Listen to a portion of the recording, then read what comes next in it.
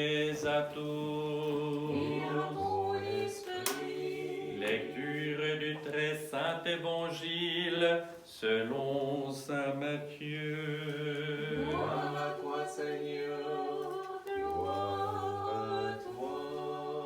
Soyons attentifs.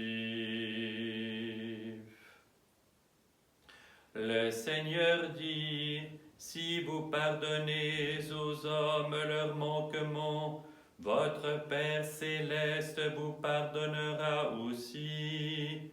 Mais si vous ne pardonnez pas aux hommes, votre Père ne vous pardonnera pas non plus vos manquements. Lorsque vous jeûnez, ne prenez pas un air sombre, comme font les hypocrites qui se composent une mine exténuée, pour qu'on voit bien qu'ils sont en train de jeûner. En vérité, je vous le dis, leur récompense, ils l'ont déjà. Mais toi, lorsque tu jeûnes, parfume-toi la tête et lave ton visage, pour que ton jeûne soit connu non des hommes, mais de ton Père qui est là dans le secret. Et ton Père qui voit dans le secret te le rendra au grand jour. N'amassez point de trésors sur la terre, où la teigne et la rouille détruisent, où les voleurs percent et dérobent.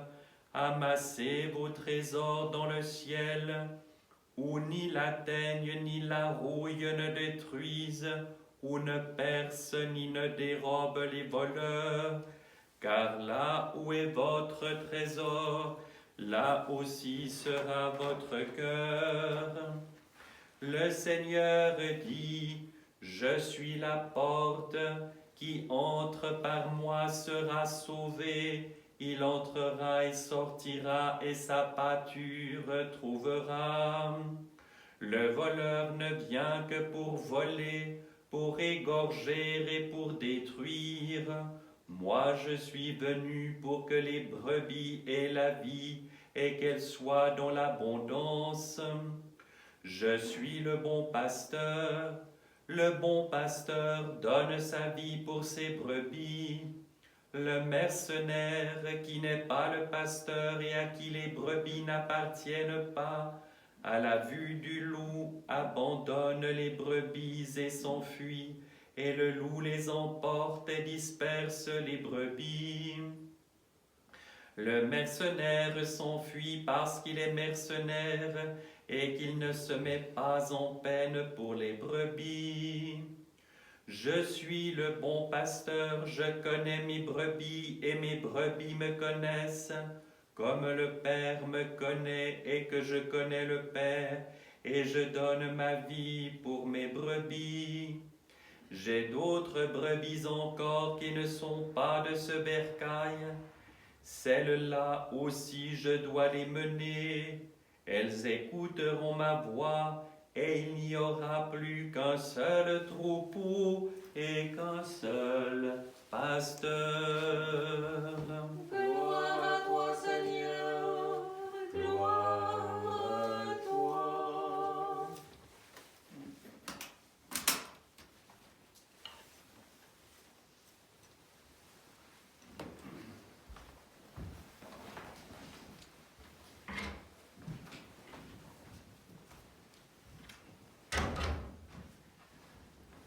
Au nom du Père et du Fils et du Saint-Esprit, ainsi soit-il. Chers frères et sœurs, nous voilà arrivés au terme de cette période de préparation au Grand Carême qui a vu, je vous renvoie à ce que j'ai dit dans les prédications précédentes, aux différents outils que le Seigneur, à travers son Église, nous a montrés pour mener à bien ce combat, ce travail intérieur. Aujourd'hui, le nom de ce dimanche est celui liturgique de l'expulsion d'Adam, communément appelé le dimanche du pardon, parce qu'en effet, ce sont les premières paroles de la première péricope de l'Évangile que nous avons entendue.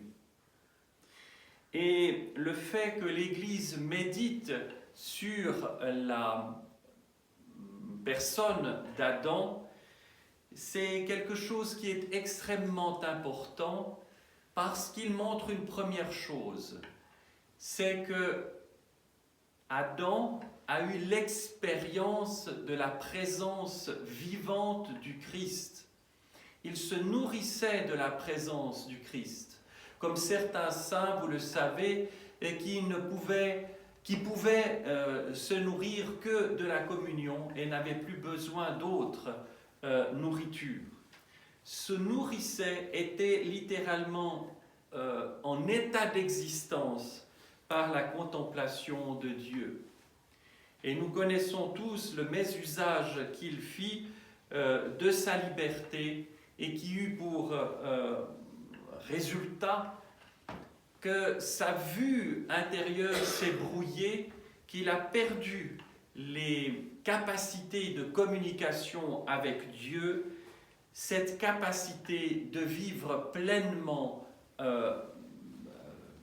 libre et en harmonie avec Dieu, en parfaite transparence. Et ainsi, il a été, lui et Ève, tous les deux chassés du paradis, par, comme on le voit souvent dans la pensée ou même l'art, comme une sorte de punition, mais tout simplement parce qu'il n'est pas possible, lorsque l'ombre nous recouvre du péché, de vivre en présence de Dieu. Nul n'a vu Dieu sans mourir, rappelez-vous l'Ancien Testament. Chers frères et sœurs, ils ont été chassés du paradis, ils ont été tirés de l'éternité et placés dans le temps. Et il faut beaucoup insister là-dessus, parce que c'est un cadeau de Dieu qui leur a été fait.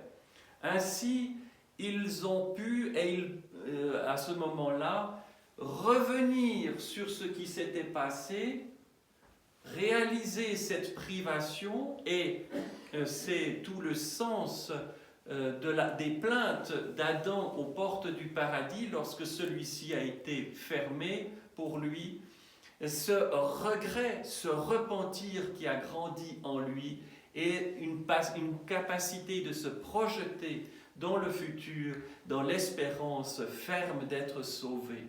Voilà à quoi sert le temps et voilà pourquoi le Seigneur les a expulsés du paradis, parce que c'était une question, on pourrait dire, de survie de l'être humain, parce que Dieu ne veut pas sa perdition, mais son salut.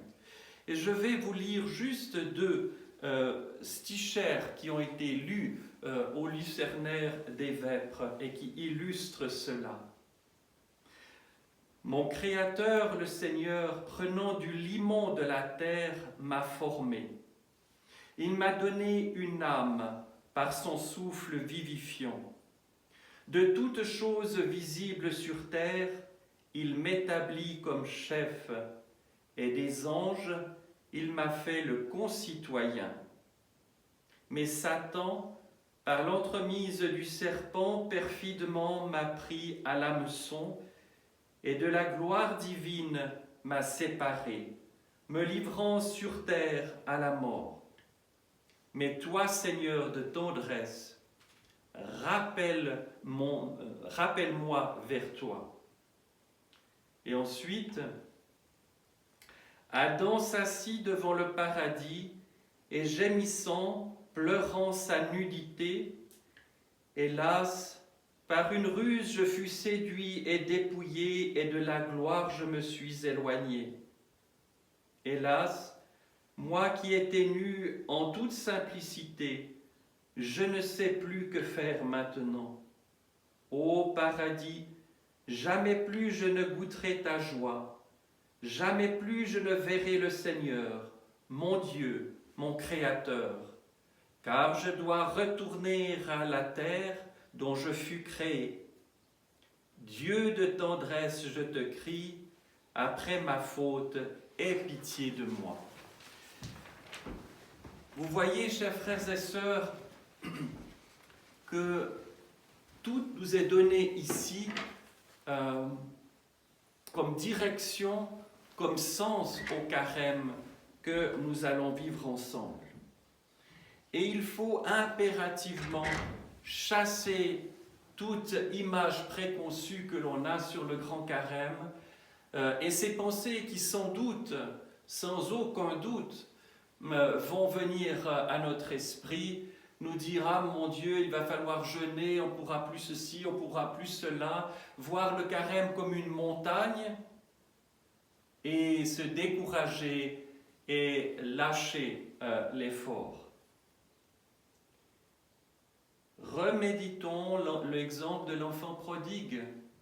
D'aussi loin qu'il était, retournant vers son père a tout lâché et a couru à sa rencontre.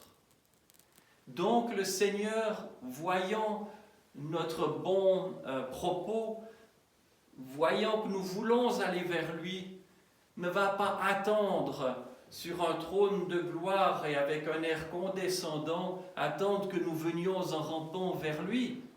Il va se précipiter vers nous. Le Seigneur est juge, mais il est juge par l'amour absolu. C'est ça qui fait la joie des croyants et la terreur des pécheurs. Ce n'est pas une rétribution de calcul, c'est être placé en face de l'amour absolu. Chers frères et sœurs, cela questionne d'abord notre rapport à la foi, notre rapport à l'Église, ce qu'elle est. Pourquoi nous sommes ici dans cette Église? Est-ce pour nous sentir mieux? Est-ce pour que dans une atmosphère aimante, nous puissions partager dans l'émotion de bons moments? Ou sommes-nous là pas tous ensemble, tournés vers le Seigneur à l'adorer? Nous ne devons pas avoir peur de ce que nous allons découvrir dans le plus profond de notre cœur durant ce carême.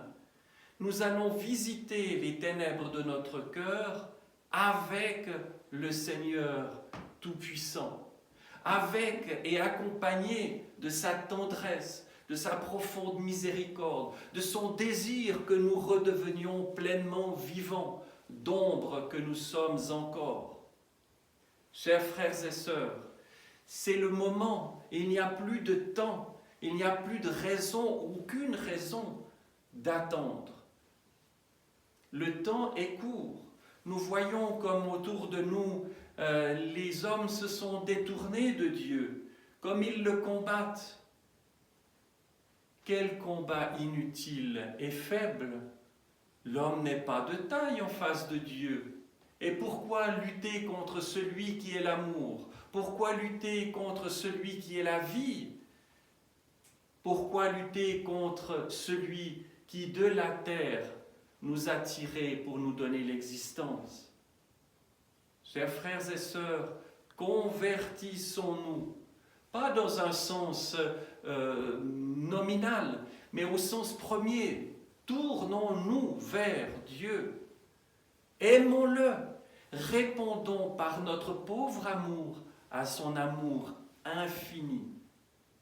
Ne doutons pas une seconde que quel que soit notre péché, si notre repentir est sincère, celui-ci sera pardonné, effacé et nos âmes guéries. Pensons que nous allons comparaître devant lui et que nous ne pourrons plus nous justifier, trouver des excuses. Nous serons muets devant l'absolue majesté du Seigneur Jésus-Christ qui nous regardera avec tendresse et révélera toutes choses en nous. Il n'y a plus de temps. Il y a un peu de temps encore. Il reviendra. Il reviendra certainement, il nous l'a dit. L'Évangile nous décrit cela. Ne doutons pas de tout cela. Alors, lorsque nous voyons l'exemple du saint patriarche Hermogène, qui a vécu dans des temps extrêmement troublés, où les gens étaient divisés, se disputaient, se faisaient la guerre, se haïssaient les uns les autres, il est resté fidèle au Christ, il n'a pas lâché. Et cela a été possible non pas tant par orgueil, il aurait été terrassé, aurait trahi son sauveur, mais parce qu'il avait fait l'expérience au plus profond de son cœur de la présence aimante et vivante de Dieu. Et ainsi, il a pu tenir ferme jusqu'au bout, c'est-à-dire jusqu'au martyre. Et vous le savez, qu'en 1612, il est mort dans son cachot de faim, de froid et de soif. L'exemple de ces personnages-là, éminents ou humbles,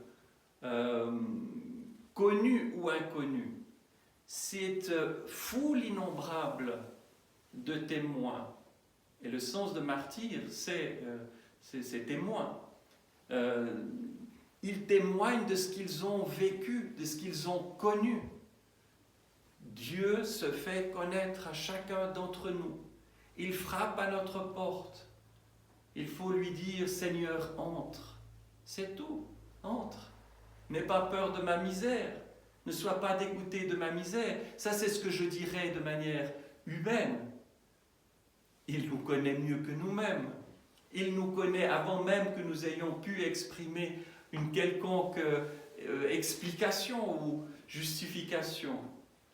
Chers frères et sœurs, à l'exemple du grand patriarche Hermogène de Moscou et de toutes les Russies, à l'exemple de tous ces témoins cachés ou éminents, qui dans les temps les plus troubles ont témoigné de ce qu'ils avaient vécu, de ce qu'ils avaient connu, de Dieu tout amour et du vivant, soyons à notre tour, dans le secret de notre cœur, dans le secret de notre chambre, fermée à double tour lorsque nous prions, comme dit l'Écriture, en toute honnêteté, en toute simplicité, disons-lui simplement, Seigneur, je t'aime et je ne veux que toi et plus rien d'autre. Là, nous toucherons au sens profond du carême et non seulement nous ne le redouterons plus, mais nous nous réjouirons de vivre ce moment comme si, par exemple, et en particulier la première semaine du carême où on a tous ces offices particuliers, ou la grande semaine, surtout si on doit travailler dur parfois, nous prenions des vacances avec l'être aimé. Je pars en vacances avec le Seigneur. Il nous invite à partir en vacances avec lui, pas pour nous distraire, mais pour resserrer nos liens encore. Voilà, chers frères et sœurs, que ce carême soit saint et béni pour chacun d'entre nous. Au nom du Père et du Fils et du Saint-Esprit, ainsi soit-il.